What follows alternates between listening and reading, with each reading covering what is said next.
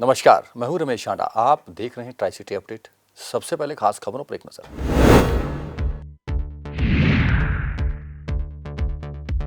नगर निगम चुनावों में इस बार कांग्रेस उतारेगी युवा चेहरे। कांग्रेस अध्यक्ष सुभाष चावला ने किया इशारा।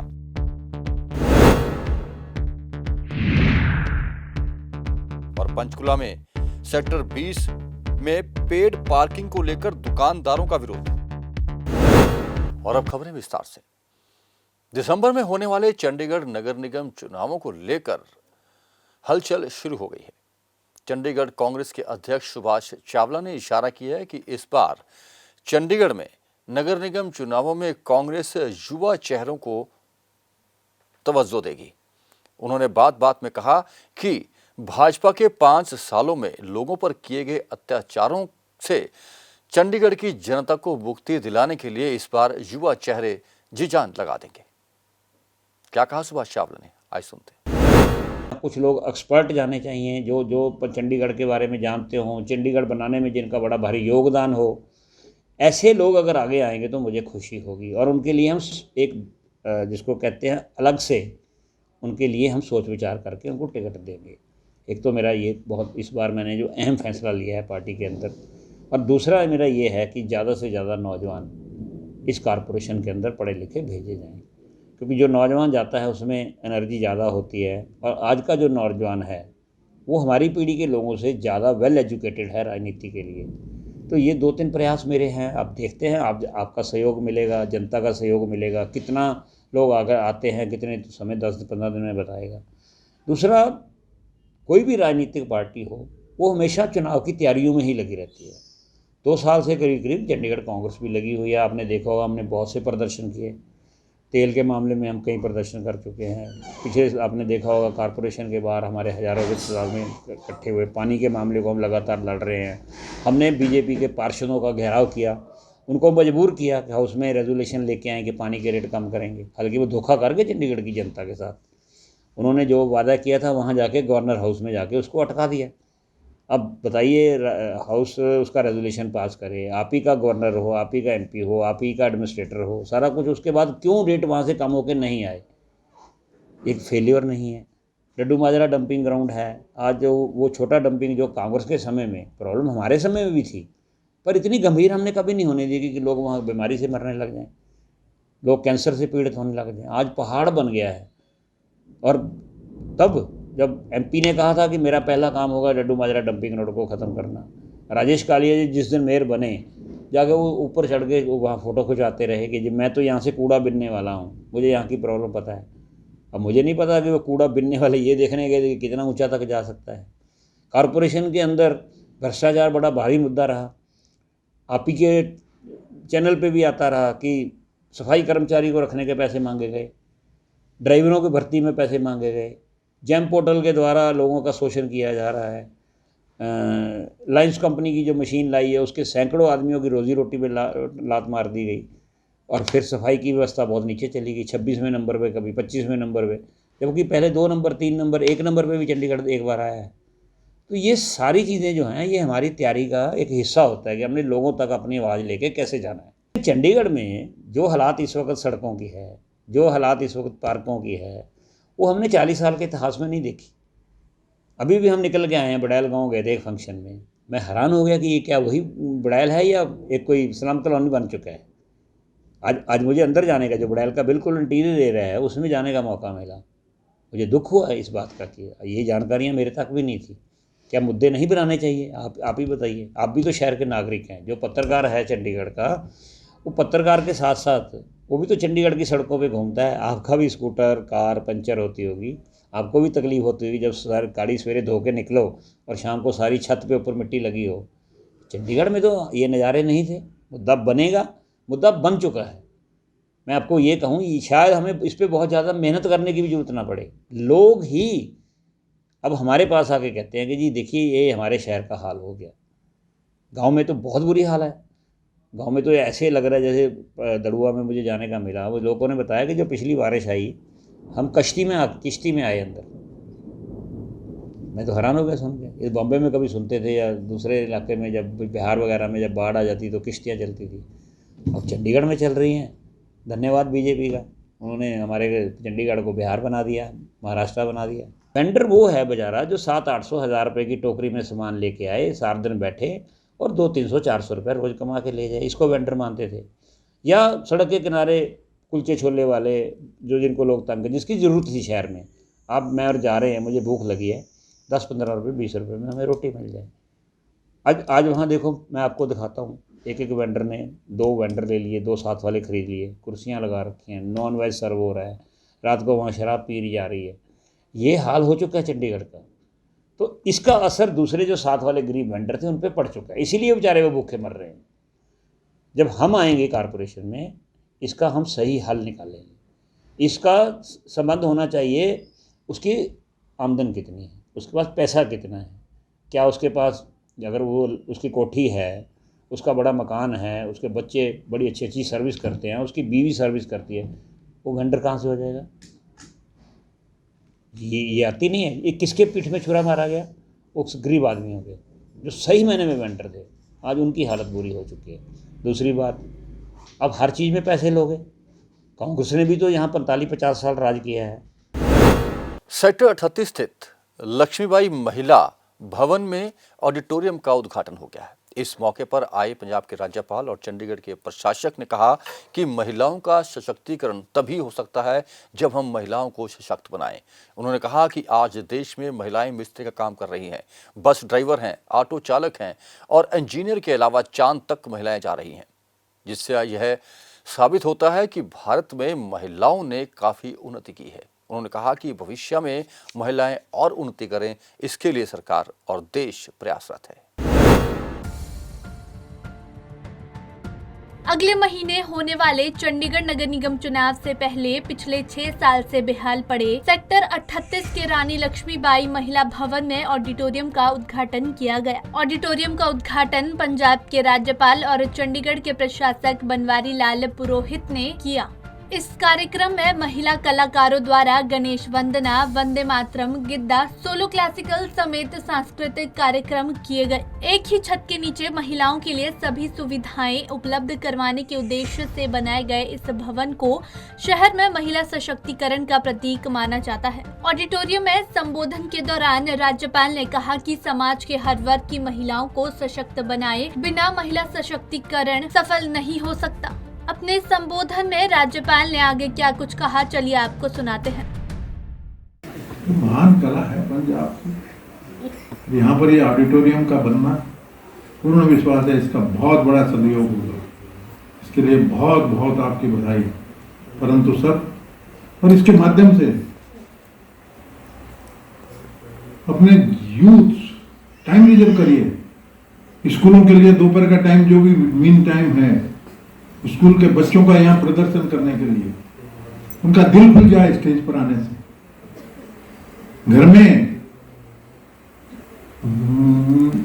नृत्य करना, घर में गायन करना, घर में रियाज करना, वो एक अलग होता है, वो माँ बाप के प्रोटेक्शन में होता है।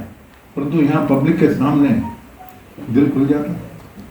क्या कह सकते हैं? कोई यही स्टेज पे काम किया हुआ कोई कलाकार, कोई बच्चा आके इतना नाम कमाए कि लंदन के अल्बर्ट हॉल में भी उसका नंबर लग जाए, कौन कह सकता है? बहुत अच्छा है, मुझे पूर्ण विश्वास है। शानदार टीम है, मैं बैठा हूँ उस टीम में, टोटल ट्रांसपेरेंसी काम कर रही है। इस कार्यक्रम में सांसद किरण खैर ने वर्चुअली माध्यम से अपनी उपस्थिति दर्ज करवाई। इस मौके पर मेयर रविकांत शर्मा ने बताया कि 1.3 एकड़ में फैले ऑडिटोरियम की इमारत का ढांचा साल 2015 में बनाया गया था और अब इसे कार्यशील बनाने के लिए अत्याधुनिक सहूलियत के साथ इसे लैस किया गया है। इस ऑडिटोरियम का मुख्य उद्देश्य विशेष तौर पर शहर के दक्षिणी सेक्टरों में सांस्कृतिक और रिवायती गतिविधियों को उत्साहित करना है। आज सेक्टर 38 में रानी झांसी भवन, जो एक महिला भवन जो बनाया गया था, उसका बाकी काम पूरा हो गया था, मगर ऑडिटोरियम का लगभग 300 लोगों के बैठने की कैपेसिटी है। और हाईटेक ये ऑडिटोरियम का आज जो है वो शुभारंभ गवर्नर साहब के हाथों से किया जा रहा है, तो मैं सबसे पहले तो चंडीगढ़ वासियों को और ख़ासकर महिला शक्ति को बहुत बहुत बधाई देता हूँ, क्योंकि ये जो अपना महिला भवन है ये एक्सक्लूसिव महिलाओं के लिए, ताकि वो अपना कोई भी एक्टिविटी करनी हो या कोई और काम करना हो तो उसके लिए यहाँ पे व्यवस्था की गई। सब कुछ देखिए, जब भवन बनता है कुछ भी होता है तो सरकारी भवन है, इसका उद्घाटन ऑलरेडी जो बाकी का वो हो चुका था, मगर ऑडिटोरियम का काम जो पेंडिंग था जो लगभग 2.5 करोड़ की लागत से है, तो पिछले साल से काम चल रहा था, कोविड की वजह से डिले हुआ और इस साल वो काम पूरा हुआ, तो अभी फाइनली इसका उद्घाटन जो है वो गवर्नर साहब के हाथों से हो रहा है। देखिए किरण खेर जी का जो काम है, एमपी का जो काम है वो बखूबी कर रही हैं, वो बॉम्बे में बैठ के भी कर रही हैं, पार्लियामेंट में जहाँ की उनकी उपस्थिति की बात है वहाँ भी कर रही हैं, और शहर के भी आपने देखा पिछले अभी कल परसों ही हमने 2 उद्घाटन जो उनके माध्यम से जो कम्युनिटी सेंटर, एक रायपुर में अपना सुंदर नगर में मौली जागरा में और एक का नींव पत्थर हमने बुड़ैल में रखा है, वो पूरी तरह से एक्टिव है और समय समय पे हमें सुझाव देती रहती हैं। जो काम एक एमपी के करने के लायक होते हैं, जो करने होते हैं उन्होंने वो पूरे कर रहे हैं, और बाकी ज़मीन पे जो काम करना म्युनिसिपल कॉरपोरेशन के काम है, एडमिनिस्ट्रेशन के भी जो काम है वो पूरा सहयोग करती है। साल 2009 में पूर्व केंद्रीय मंत्री अंबिका सोनी द्वारा शिलान्यास रखे जाने और 2015 में भवन का उद्घाटन किए जाने के बाद ये तीसरी बार है जब भवन को पुनर्जीवित करने के उद्देश्य से उसके किसी खास हिस्से का उद्घाटन किया गया है। 22 करोड़ की लागत से बना ये भवन 1.3 एकड़ में फैला है। इसमें 275 लोगों के बैठने की क्षमता वाला ऑडिटोरियम, एक प्रदर्शनी हॉल, एक लाइब्रेरी, एक किचन, एक पेंट्री, एक डाइनिंग हॉल और एक जिम है। पंजाब केसरी टीवी के लिए चंडीगढ़ से कुलदीप कुमार की रिपोर्ट।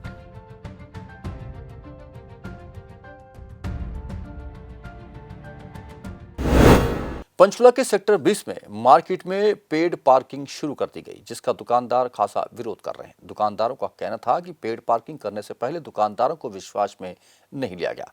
दुकानदारों ने पंचकुला नगर निगम के खिलाफ जमकर नारेबाजी भी की।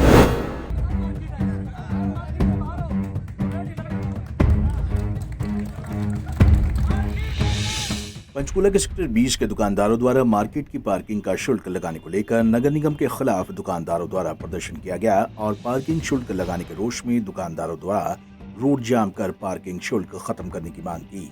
आपको बता दें कि पंचकुला के सेक्टर 20 मार्केट की पार्किंग में आने वाले वाहनों के लिए पार्किंग फीस निर्धारित की गई है, जिसको लेकर दुकानदारों में भारी रोष देखने को मिल रहा है।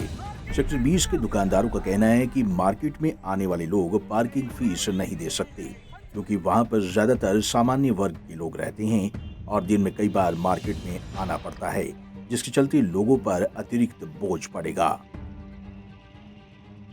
सर हमारा एक ही प्रोटेस्ट है। एक तो हमारे यहाँ सेक्टर में वैसे ही जाम लगा रहता है, पुल के नीचे लाइटों में इतना लंबा जाम लगता है, और पुल का हमारा रास्ता की हमने कई बार प्रशासन से लेटर दिए हैं कि इस प्रशासन इसका खोल लिया जाए। उसकी पहले ही इस रोड पे पूरा जाम रहता है, और जब से ये पेड पार्किंग की गई है तो गाड़ियाँ रोड तक आ जाती हैं, क्योंकि उनके पास खुले पैसे नहीं होते और ना ही लोगों के पास पैसे होते। हमारा सेक्टर एक गरीब सेक्टर है, कर्मचारी एम्प्लॉइज का सेक्टर है, रिटायर एम्प्लॉइज हैं यहाँ पे, और इसमें आप ये देखना 2300 तो मकान आशियाना कॉम्प्लेक्स के हैं, 1500 मकान EWS के हैं जो गरीबी रेखा से नीचे के लोगों को दिए गए हैं, और जितनी भी कोऑपरेटिव सोसाइटी है उसमें भी एम्प्लॉइज और रिटायर लोग हैं। आप ये देखो कि हमारा जितना भी सेक्टर 20 की मार्केट है इसमें 90% दुकानदार किराए पे बैठा है जी। उनका 2 साल से पहले ही किराया नहीं निकला, और इतनी महंगाई बढ़ गई है कि उनका अपने बच्चों का पेट भरना बड़ा मुश्किल हो रहा है। हमारे यहाँ कुछ लोग सब्जी वाले, चाय वाले, रेडी वाले, समोसे वाले, वो भी अपना गुजारा बड़ी मुश्किल से कर पा रहे हैं। एक बाइक वाला बेचारा आता है, अगर एक समोसा लेने 6 रुपये उसको इसके देने पड़ते हैं पेड पार्किंग के, और पेड पार्किंग में भी हमारे यहाँ गुंडागर्दी है।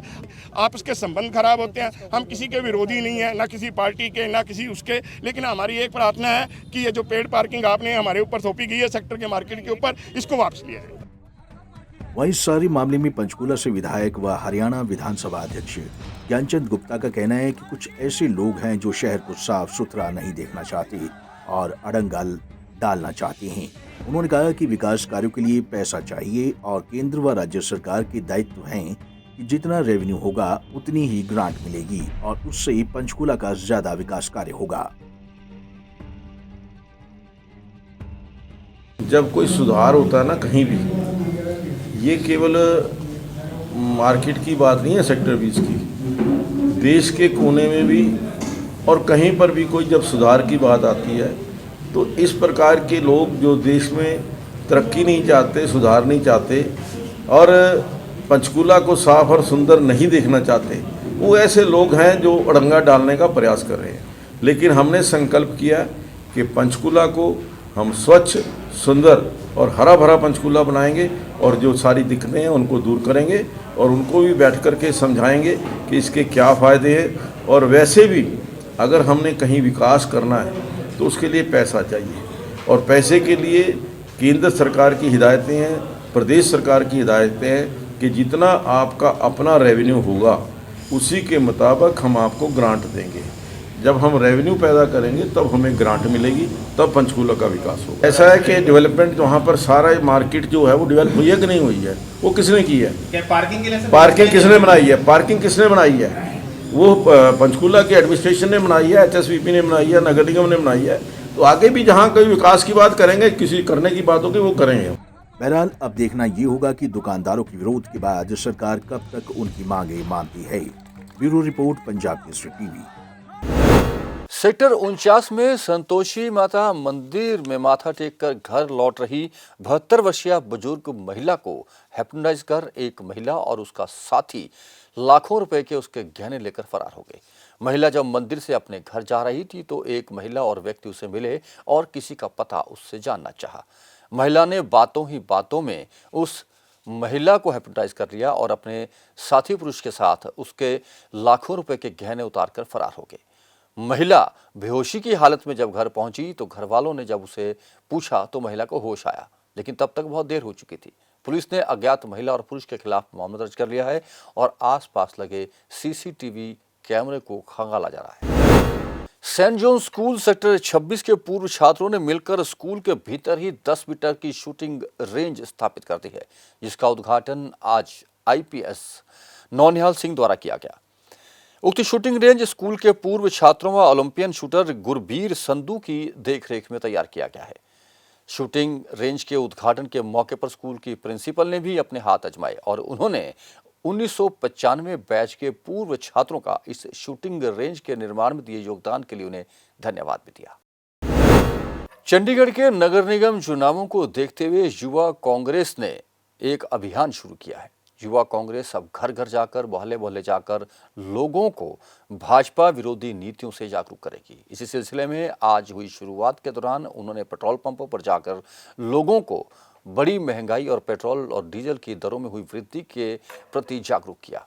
उन्होंने लोगों को भाजपा शासित नगर निगम और भाजपा शासित केंद्र सरकार के समय में हुई महंगाई से भी अवगत कराया। यह अभियान हर रोज जारी रहेगा। देखिए, ये पैम्फलेट आज हम बांटने जा रहे हैं लोगों के बीच में। इसमें लिखा है भाजपा का काम झेल रहे हैं आप। इसका कारण ये है कि जो पेट्रोल और डीजल की कीमतें, आपको जैसे पता है कि 40 रुपये तक पेट्रोल और डीजल के दाम बढ़े और उसके बाद अब एक 5 रुपये की राहत दे दी गई। और जैसा मैंने बहुत बार बोलते हुए बोला है कि 40 रुपये एक आदमी की जेब में से निकाल लिए और 5 रुपये डाल दिए। ये पूरी लूट है जो भारतीय जनता पार्टी की सरकार द्वारा की जा रही है। और महंगाई का आलम आप देख लीजिए, दाल के दाम क्या हैं, टमाटर के दाम क्या हैं, सब्जियों के दाम क्या हैं, दूध के दाम क्या हैं, गैस का सिलेंडर 900 रुपये का हो गया है। आपने उज्ज्वला योजना शुरू की, ऐसी उज्ज्वला योजना का क्या फ़ायदा कि जे लोग गैस का सिलेंडर ही ना भरवा सके। देखिए, ये कांग्रेस पार्टी ने पूरे चंडीगढ़ के अंदर ये 7 दिन का एक अभियान चलाया है लोगों को जागरूक करने का।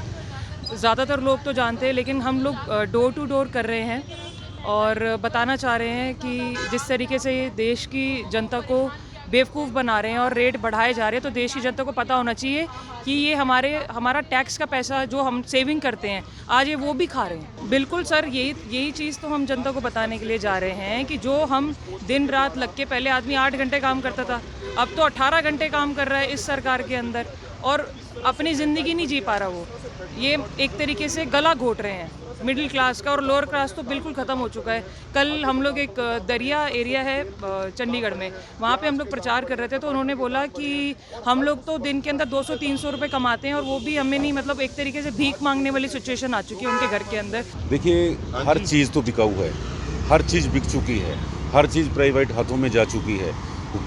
नौजवान साथियों के पास नौकरी नहीं है, बिजनेस सारे ख़त्म हो चुके हैं। अब इकोनॉमी जाएगी कहाँ, मेरे को एक बार बताइए। सारा तो इन्होंने बंद कर दिया, सारा तो बेच दिया। इकोनॉमी ग्रोथ कैसे करेगी? मेरे को एक बात बताइए आप, इकोनॉमी ग्रोथ कैसे करेगी? कहाँ से आएगा पैसा? कहाँ से होगा रोजगार, बिजनेस, धंधे, फैक्ट्रीज, बड़ी बड़ी कंपनियाँ, एयरपोर्ट, पेट्रोल पंप, ये रेलवे स्टेशन, चंडीगढ़ की गवर्नमेंट प्रेस, आयुध फैक्ट्री, सब तो इन्होंने प्राइवेट हाथों में दे दी। एक प्रकार से बेस डाला है, तो फिर ग्रोथ कैसे आएगी? और अंत में ट्राई सिटी का तापमान। ट्राई सिटी में अधिकतम तापमान 29.2 डिग्री सेल्सियस और न्यूनतम तापमान 12.5 डिग्री सेल्सियस रिकॉर्ड किया गया। मौसम में नमी की अधिकतम मात्रा 59% रिकॉर्ड की गई। आने वाले 24 घंटों में भी अनुमान है कि आसमान साफ रहेगा, धूप खिली रहेगी और रात को तेज हवाओं के साथ ठंडक का एहसास और बढ़ेगा। ट्राई सिटी अपडेट में अब तक के लिए इतना ही। देश विदेश और अपने आसपास हो रही हर एक गतिविधि और समाचारों के लिए आप देखते रहें पंजाब केसरी टीवी। फिर हाजिर होंगे ट्राई सिटी अपडेट के साथ। तब तक के लिए दीजिए इजाजत। नमस्कार।